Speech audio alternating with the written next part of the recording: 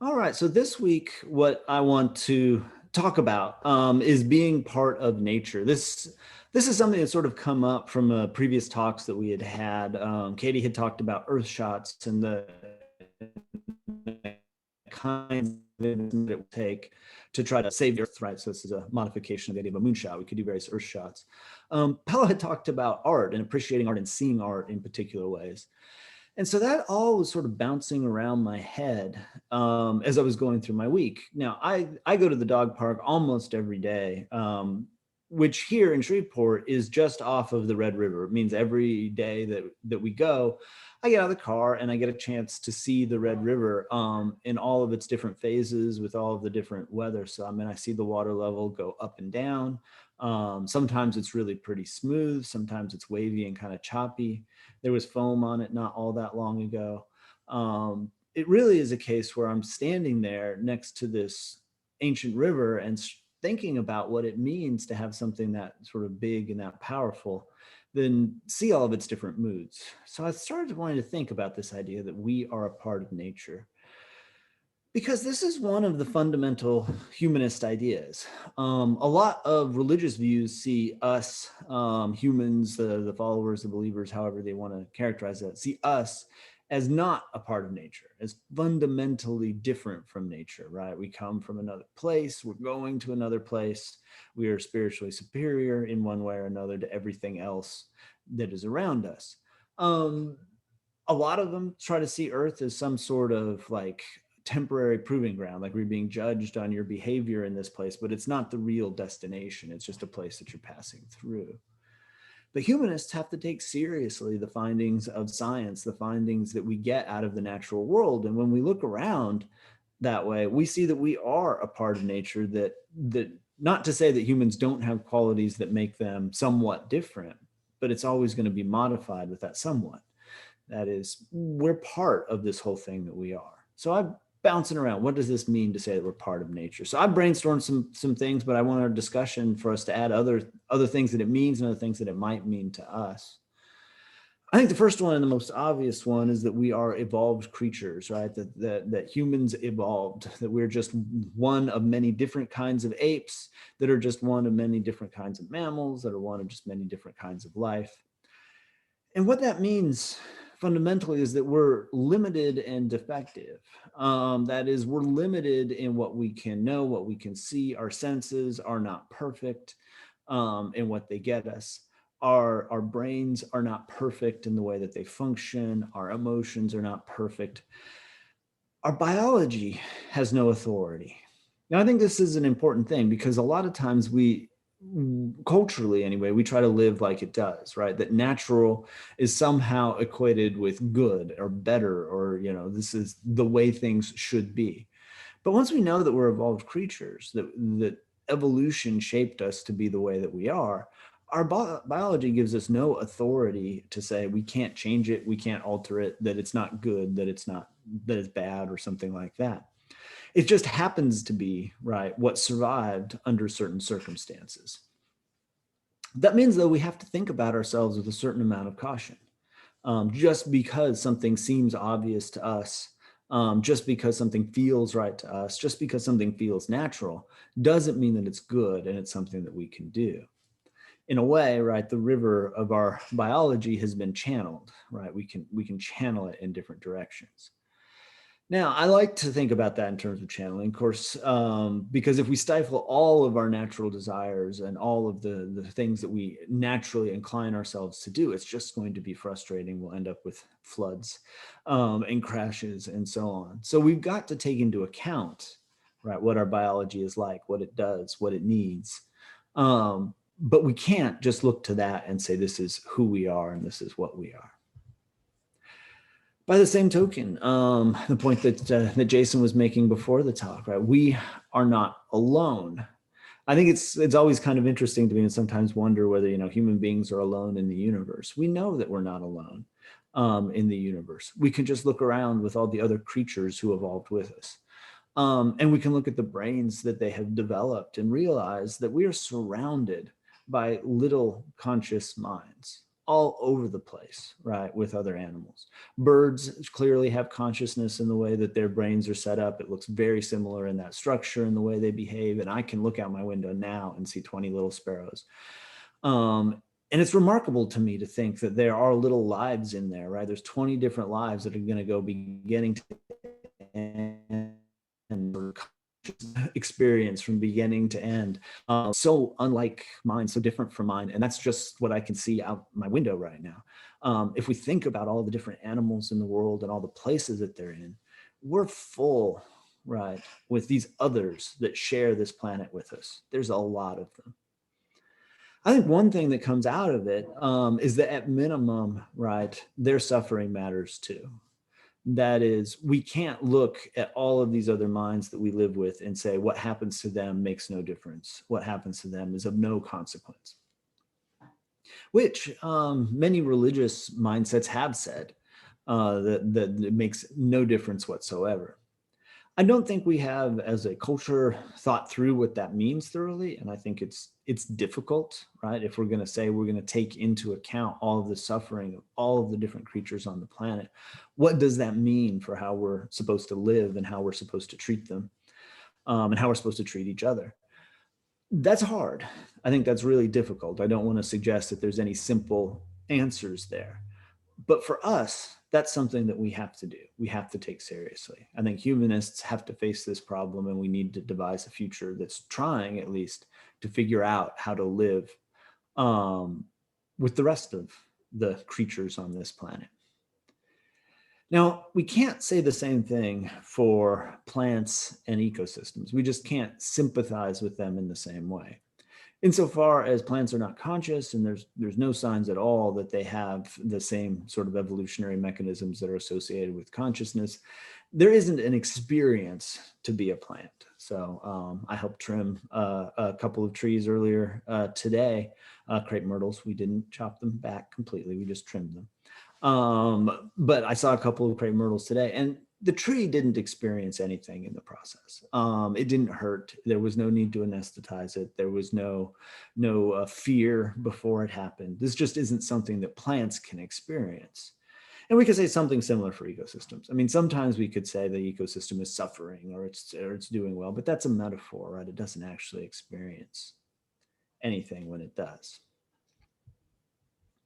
So I think to understand plants and particularly ecosystems, we're going to have to move in a little bit of a different direction for what it might mean for us to be part of nature.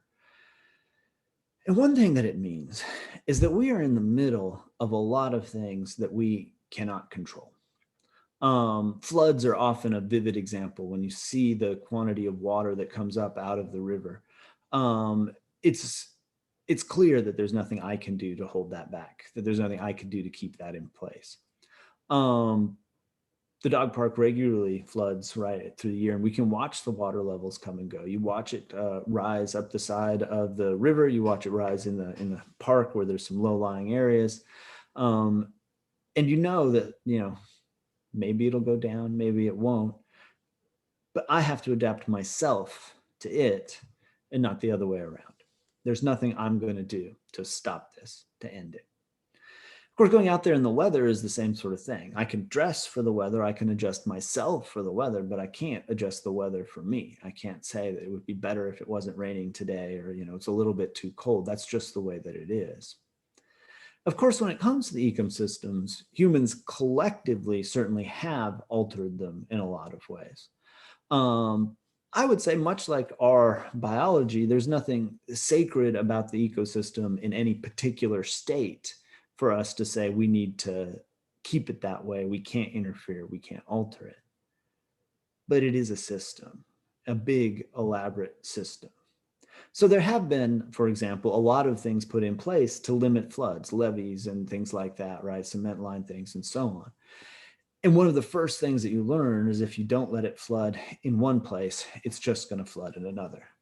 If you push the water out of the city, right, it's going to flood farther down the stream. So we can alter ecosystems. We can make changes that make some kind of difference to ecosystems. There's no point in the evolution of ecosystems say that's the right one and all of the other ones are wrong. but we need to appreciate that they're systems. We need to respect them as systems, which means that if we push on one part of it, if we change one part of it, we should expect other parts down the line to change. We can't just look at our immediate need at any one point and say, that's the only thing that matters. Stop the water right here. Who cares what happens later? We've seen what happens with that. Massive floods, damage, lots of damage to other people, and so on. So ecosystems can deserve a kind of respect, a respect for their size, a respect for their power, and a respect for their interactions that go beyond our understanding, difficult to grasp. Giving it a state where we could treat it, we should treat it, right, with that kind of respect. I think the effect of that on us has to be to humble us, to make us feel smaller rather than the center of the universe. Red River is not there for me. It's not designed for me and my purposes. It's not there to function for whatever needs I might have. I can easily develop desires within myself for it to be different, to change one part of it or another, one way or another. In that way, we are often arrogant creatures, right? Where we're plotting, much bigger changes to the world than we can actually pull off ourselves, and thereby making ourselves unhappy, right? We get frustrated. We say the world's not the way it should be. It's not doing the thing that it should be. Well, when we sit in the middle of an ecosystem, we appreciate where we are. Maybe we a little less arrogant for us to be declaring what it should be, and a little more adapting, some of us, to it. We also humble ourselves by realizing that we're here for but a moment. And this is another thing that I think of when I think about the Red River, right? It's only recently in geological time been the way that it is, flowing through this place. The plates, plate tectonics has taken place. The plates have moved, rearranged. Parts that were are at the bottom of the ocean have been lifted up to the center of the United States. We are but a tiny moment in the history of this ecology in these ecosystems. One thing that I like to think about a lot, because my wife loves the flowers that we've got outside, is that there were no flowers on plants before there were insects. So when plants first evolved and they came up, they didn't have flowers because there's no point. Nothing was going to come and get the pollen and take it to somewhere else. Only after insects evolved do plants start evolving this feature that we think is so amazing. So we're just this tiny little moment in time.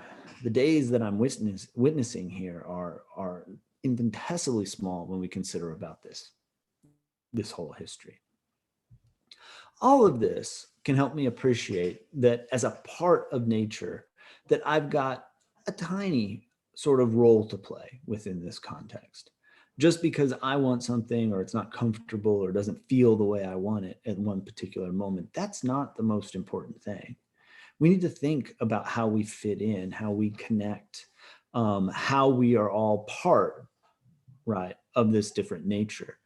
And that can help keep some of our tinier desires, right, some of our smaller desires from overriding and taking control of us, keeping us too focused on essentially consuming and satisfying ourselves. So yes, I think it's about thinking of ourselves as part of ecosystems, right? As bringing ourselves to appreciate them a somewhat artistic fashion, right? To say that we can see what they're presenting to us helps expand a sense of ourselves, right? We can see ourselves in the sparrows, we can see ourselves in the crows, we can see these ecosystems that we have been part of for millennia, and that other creatures have been part of before that.